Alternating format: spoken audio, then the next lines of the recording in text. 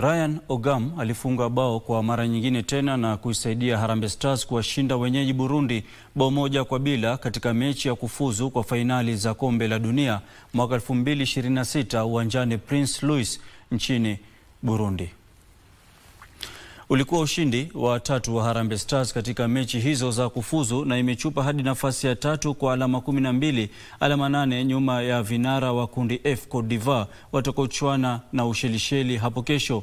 Ogam aliyeng'ara zaidi wakati wa kipute cha CHAN kilichoandaliwa katika mataifa ya Kenya, Uganda na Tanzania.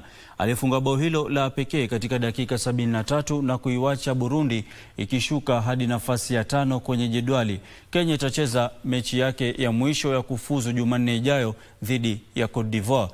Gabon na Gambia zitachuana kesho uwanjani Nyayo jijini Nairobi. The Panthers ya Gabon na The Elephants ya Cote d'Ivoire ndizo timu pekee za kundi F zinazowania nafasi katika fainali za kombe la dunia mwaka 2026 zitakazoandaliwa katika mataifa ya Marekani, Canada na Mexico kuanzia tarehe 11 mwezi Juni hadi 19 mwezi Julai katika miji 16. Breaks the deadlock and the substitute has come up with a